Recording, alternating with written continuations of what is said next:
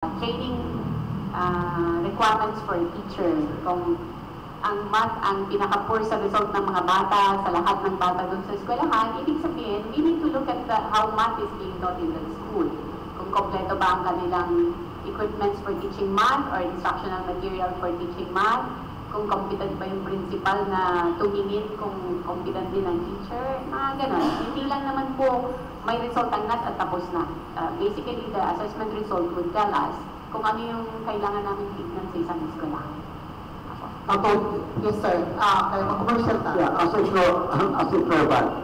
throwback, during our elementary and high school, we noticed that without any notice, somebody from the education technical officer will sit in the classroom and then observe the teacher. Is this the practice? The secretary himself does that. He goes to a school, he wouldn't even tell the principal he's there, he wouldn't tell the one. Now, if the principal is not there, the superintendent will have to answer. So, yeah. So, kami din, we have to do that na mga sudden visit kasi mas mahirap na kung si secretary pa ang biglang dumating pagkatapos But you don't have to feel it because in most cases with the secretary as you can answer better than him. Yeah, sasagutin bakit wala si principal doon. Okay, una tong palyonsunahan, ato tas commercial, pero atong namin ka-text nga, kumusta ko no, mangayo po ko no sila, maminaw sila sa side, sa issue about the deworming debacle, no? So, ato nang i-discuss human sa itong commercials kay namurang nahaslan ng Department of Education aning ang issue na yung bang kayo ang medyo na partly play about the deworming debacle na impact sa implementation, impact na kulang o information dissemination ang Department of Health. So, ato nang discuss after the commercial break. So, Edgar, balik please. Maraming salamat. Balik na sa atong mga haligi sa edukasyon sa province sa city. Sila si Ma'am Bayubay. Congratulations kay Ma'am sa all grades. Doon si Ma'am Kiki sa Dipolog City Division. Atong pasalamatan ng Janus Marketing kung nakikita ka sa maginahanglan alang sa mga masakyanan kung di masakyanan. At tuwa lamang ang Janus Marketing sa Quezon Avenue na imutang o matawag sa telephone number 212-1148. Di pa rin sa pitan ni Vice Governor, Presiding Officer sa Guriang Palalugan, Vice Governor Atty. Sinico Angeles.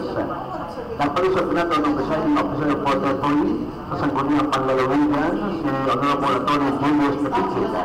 Di pa rin sa pitas sa Honorable Board Member Romulo Soliva, Chairman sa Committee on Finance and Appropriation, Sangguniang Panlalawigan sa Buanga del Norte.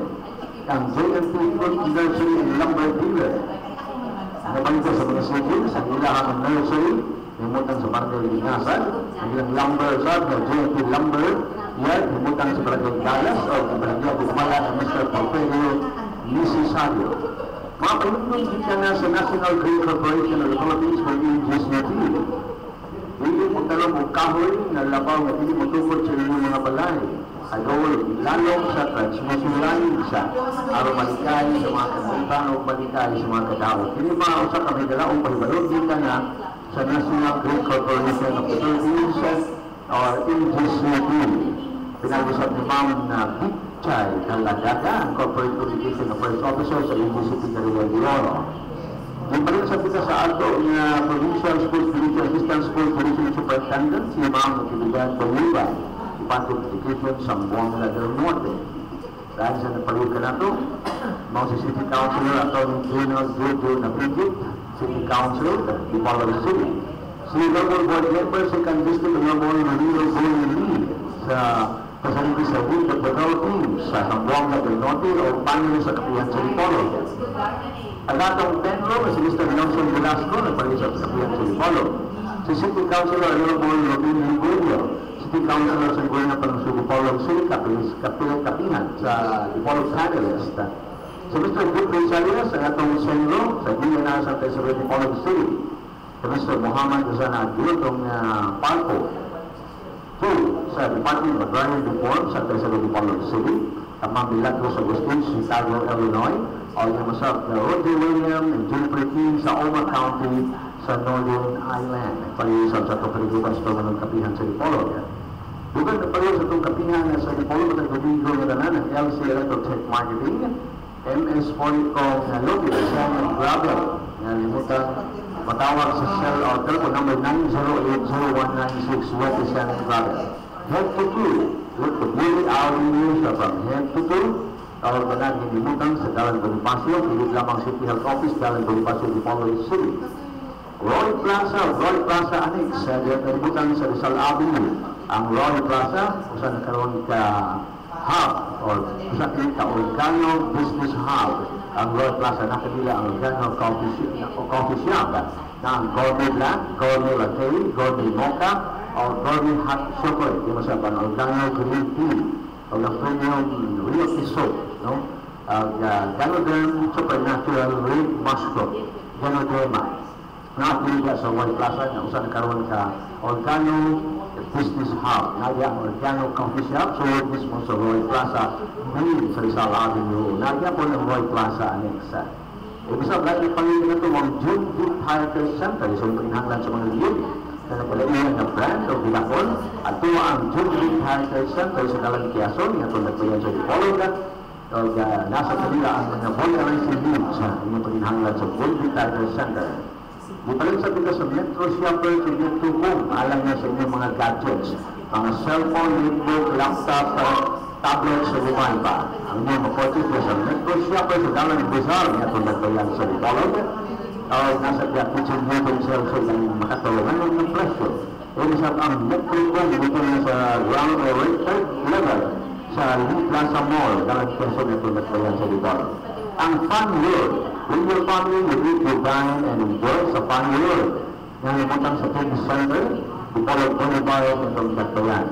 No ka na ang Fun World. Di pa rin sa kita sa Beach, sa College of Law, o sa Memorial State University. Dipolo Campus na dito ng atong College of Law.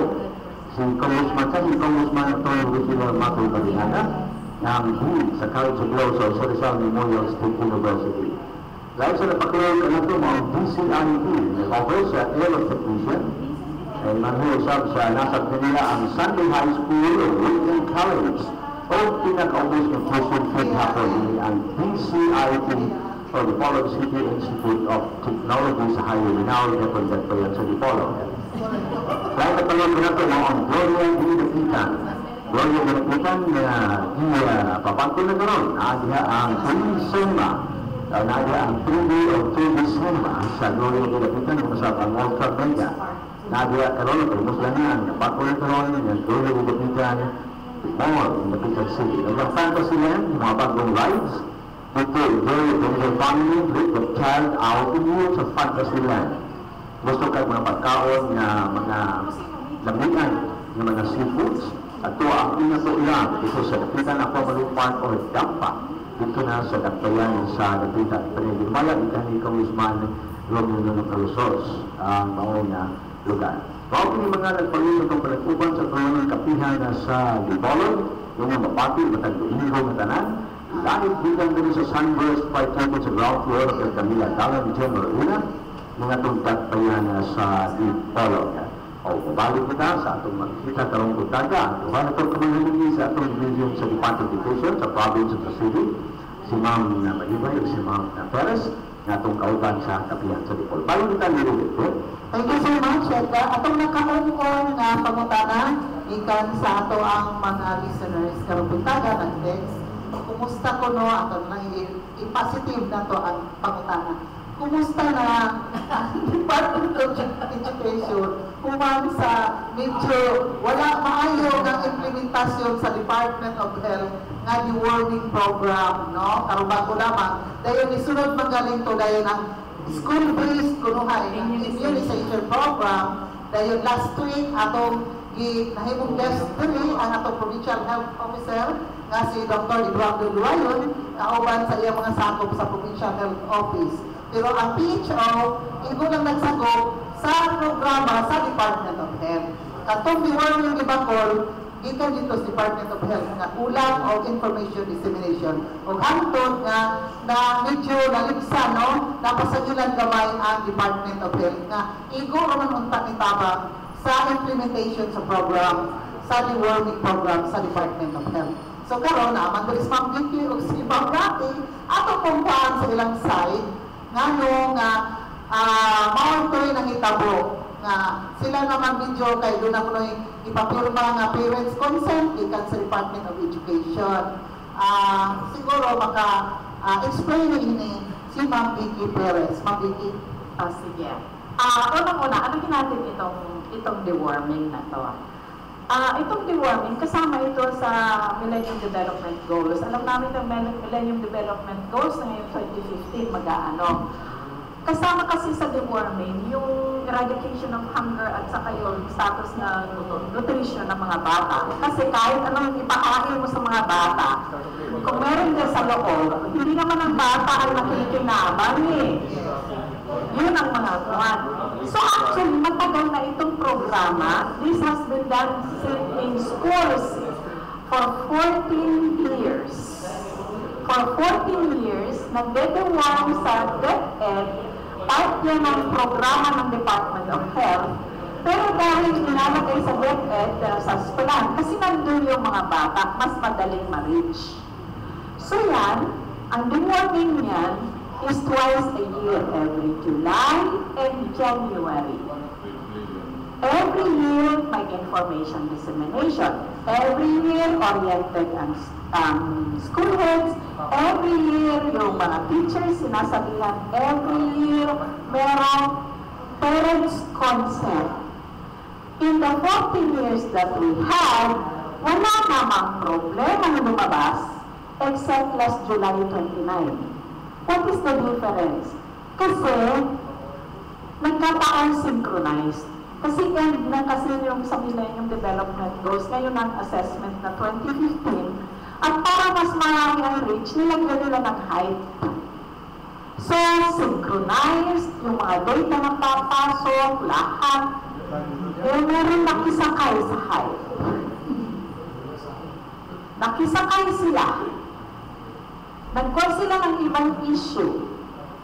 Ang deworming na tablets, yung medisina na yan is available over the counter. Pwede yung mabili ng mga parents na walang reseta. Bili sila, ibibigay nila sa bata. Meron bang nangyari tulad ng Antiox na naririnig nila yan sa advertisement. It's the same thing that we give to the students. Meron pa nga kami parents consent, meron pang ano. Parang hindi naman ang epekto. Ano itong nakisakay sa height? Halimbawa, magsistart yung deworming ng 9 o'clock. Bago pa nagkaroon ng 9 o'clock, may namatay na raw sa Dumingan, may namatay na raw sa Ana, may namatay doon. Hindi pa nga nagsimula pa ano yung namatay. Wala pa nga, hindi pa nagsimula. Tapos, sinakyan. Na ano sa radyo, na ano sa newspaper, ang text brigade. So, nang binigay na sa mga bata, wala namang problema. Nung nagdagsaan ang mga magulang sa eskwelahan because of the text brigade, saka naman nagka-problema. Meron pang nakisakay na namatay daw yung kanyang anak. Dahil din wala naman. Hinahanap namin, hindi namin makita. Tapos, ipakita pa sa Rappler.com na ang binigay daw ng DepEd ay expired na medisina. Tinatanong namin, sino ang nagbigay ng basyo na yon? Huwag hindi ma-identify. Madali lang naman pumunta sa aming eskwelahan, malapit lang naman, tanongin, ito na yung binigay nyo, at madali namin masabi na hindi. Pero bakit? Was there no effort? There was no effort. Meron lang effort na tingnan 2 days after. From the same person who reported the expired, why did it take 2 days bago siya pumunta sa amin para alamin kung expired na o hindi? Pero naka-report na na-expired. Yun ang aming inaano. Kami ay Department of Education. Okay? Ito na nga ang kinakalma ko kasi dito sa deba call na to, mahabang aking salita. Pasensya na. Kasi i-review mo this. Ang programa ito ng DOH at naiintindihan namin na ang mga bata na sa eskwelahan mas madaling maabot. Okay? Nagpudin lang naman, ayan kami mga department, sa Department of Education, hindi naman namin programa, ang tinatamaan ay yung mga teachers na, kesyo ganito, kesyo ganyan. Department of Education ho kami. Kaya lang sabi ko nga, DepEd, alisin na yung D sa huli, DepE, Department of Everything. DLR kami sa street lighting, DOH kami sa camp, COMELEC, Boy Scout, kan lahat. Ewan ko na nga, pati election COMELEC, malapit na naman, baka naman kami na naman ang tatamaan. Anyway, ang aking mandate ay magturo. Pero naiintindihan namin na ang mga bata nandito sa amin. Ngayon dahil dyan sa deworming deba ko na inuulit ko, wala akong namatay. Maraming namatay siguro ng mga bulate, no? Pero walang namatay dahil na estudyante dahil sa gamot. Ngayon meron na namang immunization ang Department of Health. Again, nasa eskwelahan ulit madaling maabot. Nag-intindihan mo namin yan. Nakikikooperate po kami. Kasi po itong mga sakit na to, pag nagkasakit ang mga bata, affected din kami kasi absent na naman, problema na naman namin, baka mag-drop out, patay na naman ang aming. Pagdating sa evaluation, nasaan yung mga bata, hello? Pero ito ho, mga parents, alam ko dahil sa deworming nag-iisip-isip kayo na ayaw ninyo. Nag-orient po kami sa principal, nag-orient kami sa mga nurses. Please lang huwag nyo na naman bigyan ng ibang kahulugan. Meron na naman akong nakikisakay. Hindi ko na lang i-mention. Pero sabi nila, meron kasi yung principal na pumunta sa akin, hindi na ko na lang anuhin ha. Nagsabi daw ang PTA president sa kanila na meron daw nagsabi sa kanila na huwag daw ipa-immunize yung mga bata dahil daw ang effect nito ay magiging sterile sila. Hindi po yan totoo. Ang immunization na ito ay para sa measles, sa tetanus, at saka sa diphtheria, ano pa yun? Basta nito yan. July 29. Anyway, ito ang sakit na ito, kung nakakita na kayo ng bata na natigkas, pwede mo nilang ikamatay. Mas nakakaawa ang mga bata pag natigkas. Okay? Tetanus. Kung kayo ko yung magpapakikinize na ito, ang laki ng gastos dito. Ako na-immunize ka. Meron akong pruweba at hindi ako naging sterile. Meron akong anak. Meron ang totoo. Maawa ko kayo sa mga bata. Maawa kayo sa mga bata na pag nagkasakit ng ganito, pwede ko lang ikamatay.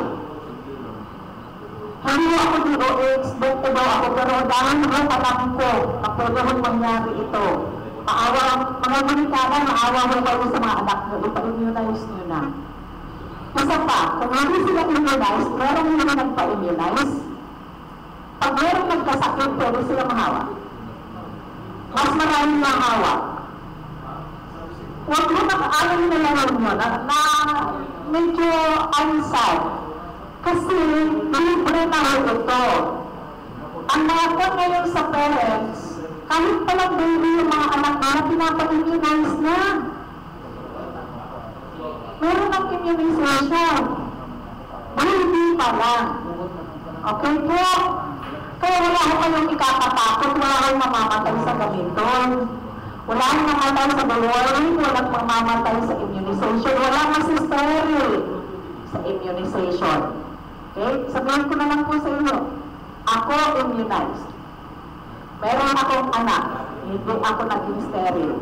Thank you. Mga kinikanan, narinig lang, thank you. Okay. Thank you so much, Ma'am Vicky. Okay, I'm part of the Department of Education, no? Na motor lang yung nagkagulian kay ang isa yun ato katong text brigade, dapat responsible ka. O yun sa imong i-text, i-forward nimo. Dili kay basta lang ka-text na text nga wala kay ebidensya. Dahil kung nagpart of the media na po, palihog lang responsible reporting po ta. Dapat responsible journalist po ka. O journalist magaling ka, no? Dili tapatakang na imbis kita mo inform right information sa itong mga katawan na hindi disinformation, no? So, palihog sa tumatawagan sa media na you should report the right information na i-share na to sa itong mga katawan para hindi tayo mag-create o kalibog, hindi tayo mag-create o kasabog. Kaya imbis mo progress na, hindi na noon, kaya mo negative naman ang atuang pagbutan, no? So, hindi tayo mo apila ng sensationalism. Isod guys nga tanan ng sa pronunciation daan isod na. So, yes sir Matoy. Tingalang programa sa deworming, what happened is, instead of deworming, hindi mo na yung green. Ito na naga. Pero, let me aside. Pinunta mo na health-related activities. Different town or the kaluluoy, you become the dumping ground of all programs and activities of the government, no? And yet, your sole mandate is to teach and make a quality education. That is why you have to Tanan, no? But this is replicated because DepEd is now given the task of performing matters which are not their mandate, no? I can remember, no? We sort of control that. Long time ago, immunization, health activities, it is only being done by one sanitary inspector, di ba? For the whole province, siya na mag-vaccination. Karoon nga, transportation, natanan, why can't their own age fill their own personnel? And they go, they will be teachers and they will survive. But they should be left to supervise, di ba? Whatever happens, they should be responsible. Kanang ang gusto yung programa. So, in every city, for instance, so you can pick around 5 and then go to the schools, then the presence should be there. Kaya maraman ang collected of dissemination. Kaya usually, if you put vaccination or deworming, sometimes students will have the side effect. Diba? So, this should be told na there is a side effect of whatever. Then, ganit, gino'n nga, pakanon sa ayat tagaan. Then, mula, kalian tahu taga barangay, no? Waktu dito, pakai pagkaon, tagaan yung mga deworming. Ito ito, kung ba't ang dito o ang medisina. Yan. Wala nga, magkakaroon ito ang DepEd. I think, during our watch in Congress, no? We are trying to listen your work. It should be towards, like, for instance, brigada. Why should the government go into school and they don't have maintenance for that? Tax the teachers, tax the community, ask for contribution, and yet we have budget for that. DepEd should be, the teachers should lessen their problem when it comes to things like these activities, but concentrate on education, di ba? Which I go for degree and for nothing, because every time if the activities is very laudable, nobody says congratulations. Kung doon kamay na kapagpakan na hindi nila ang trabaho, buta nga ng diba? So kita sa kabihan, you should defend those correct information. If DepEd really is committing something wrong, let's tell the people that they're committing wrong. But to claim them for something which is not fair, I think that is really unfair. Thank you so much, Sir Matoy, no, sa mga concern. Mutala ko ni Ma'am Dati. Ma'am, kumusta man na ito ang meeting dihan sa division office? Murag, hapit naman na ba na pas-pas na kayo sa mga, kung sa mga time frame na mahumanan ito. Bago na division office. Invited po lahat sa inauguration ng aming building. ang sabi man po ng contractor, baka daw pwede na sa November. Pero January po dapat siya mahuman. Pero dahil they have the capacity to do parang, na mapadali, we are very glad. Maganda po yung po. You should visit.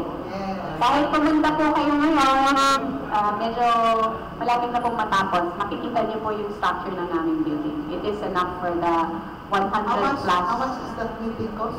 20 million. 20 million. Ha? 20 million pero kita kayo mo ha, kung sa kasulit, kung sa ka-imposing ang structure. Yun ang substandard, I'm sure. Opo. Ang contractor po namin, YSL. Graduate po. Yes, So, meron kami.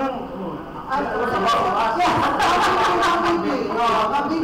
Meron din kami, matatapos din sa December. But it might even be earlier. So, kaya lang, hindi ka masyado nakikita dito, nandun sa ulingan.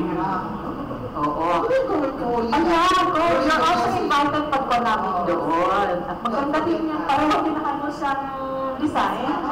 Tapos pareho ang kaya lang, 15 million lang yung amin kasi yung commission kami sila, large. Maliit lang po ang difference. So it's good to know na wapo lang kayo karoon ng mga modern and mga structures no sa ato ang MM. Ayun, comfortable na diha ang ato ang mga superintendents, supervisors, mga teachers kung bisita niya kung sa business in time, no? Yes, Sir Matoy.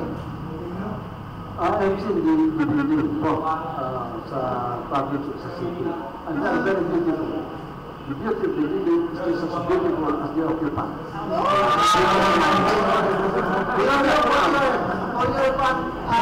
Compliment no Sir Matoy sa inyong birthday.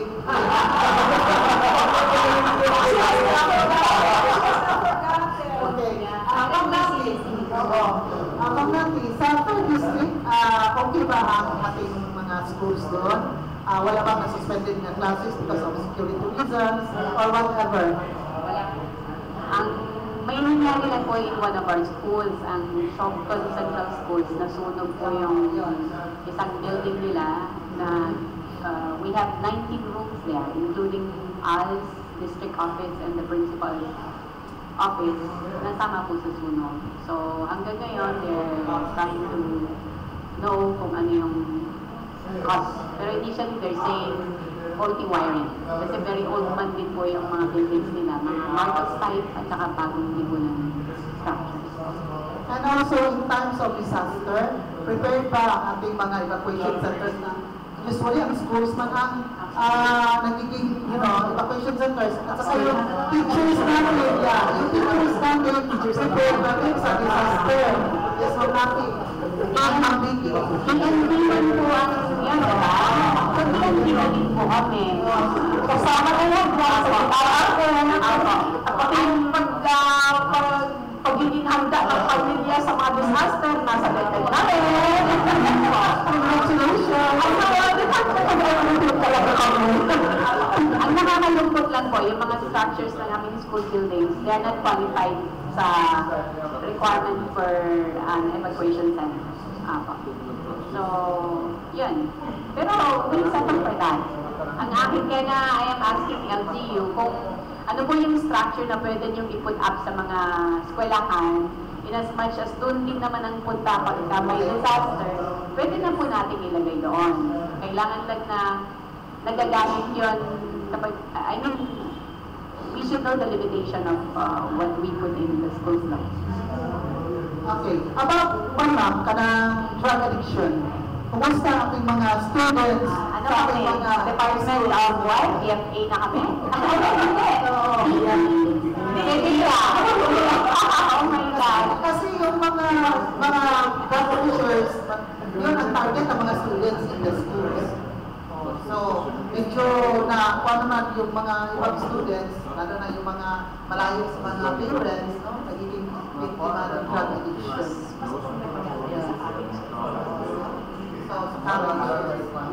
So, and also ma'am, regarding disciplinary actions towards every teachers and every school. So, kumusta? Wala naman kayong problema dyan. wala naman kaming kwan, mag-absent sila without leave, ahuli ka. Ganun lang, kung sa pagkain wala naman masyado. Wala pa man pong nakarating sa akin dito pa. So, medyo maganda ang ating situation dito, no? Ang ating sa Department of Education.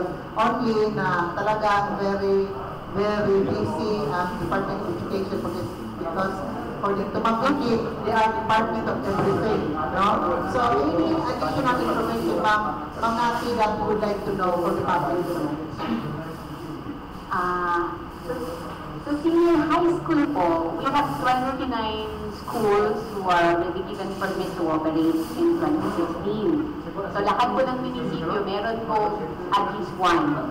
Ang additional 4 would come from may dalawa po sa Siocon, dalawa sa Sibuco, dalawa sa Labason, at dalawa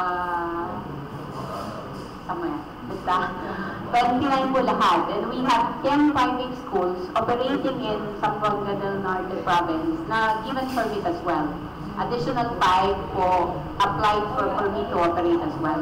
So, sa lahat po ng parent at yung mga incoming enrollees namin this June, huwag po kayong mag-alala. The schools will be made ready for the senior high school program.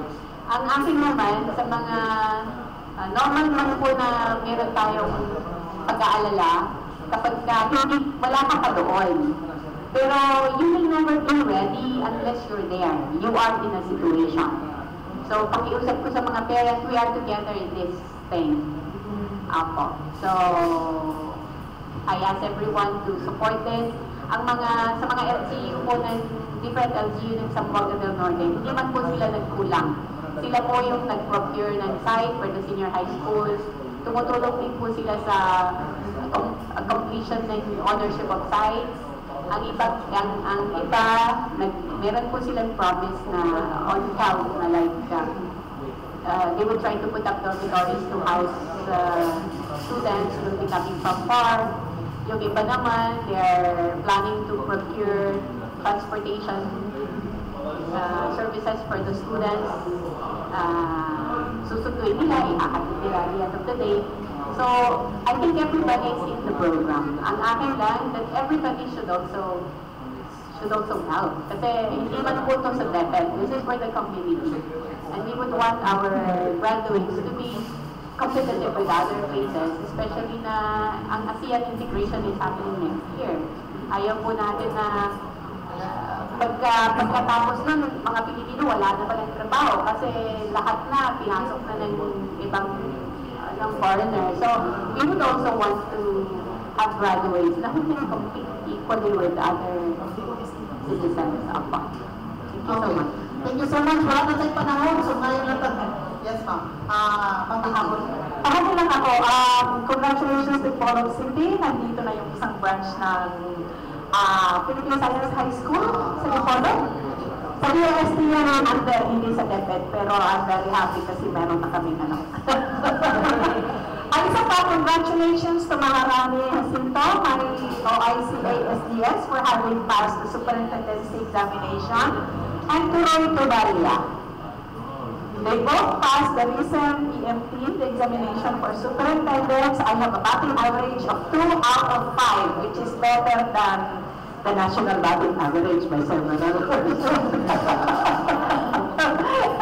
Okay, so 2 out of 5, that's 40%. Yay, Apollo. Congratulations. Parting words and statements coming sa Tomang Sita. First off, from Ma'am Vicky Perez sa atong Polong City Schools Division Superintendent. Thank you very much for inviting us here at saka tungkol dun sa deworming at saka nakapagsalita ako para sa immunization at saka sa senior high school na next year na, by the way, the enrollment, there will be a pre-enrollment for grade 11 on September. That will be a national pre-enrollment thing. So, dapat sa ngayon pa lang, nag-uusap na yung anak at saka mga parents kung anong track ang papasukin. Ha? Para hindi na mag-stockholder. Thank you. Okay, thank you so much, Ma'am Vicky Perez, ang ito ang Forest Schools Division Superintendent, and of course from Ma'am Nati Bayubay, ang atong ORC Provincial Schools Division Superintendent. Thank you so much for having us here. At saka sa lahat po ng LGU ng Zamboanga del Norte, maraming salamat po sa support ninyo sa establishment ng aming mga senior high school providers. Okay, thank you so much, Ma'am Nati. From the panel, Edgar Sawarla. Okay, salamat po dan salamat sa atong mga guest karong bultaga, labi na sa natat sa edukasyon na hayagan ng atong mga parents, sa mga estudyante, sa mga pansapinaw na hindi mo nila ni Ma'am Becky o ni Ma'am Bayubay sa public, no? I mean, all about dagat sa edukasyon. Particular sa pangalawigan o sa kapayan sa agriculture. Thank you very much sa atong mga viewers sa live stream, o sa atong mga listeners sa 981 FM, sa RNN, tapat RNN. Thank you very much sa tanan. Happy Sunday. Thank you so much, Edgar Sawarla. From the panel, last but not the least, former Congressman Attorney Rosilio Matoy Barinaga, sir.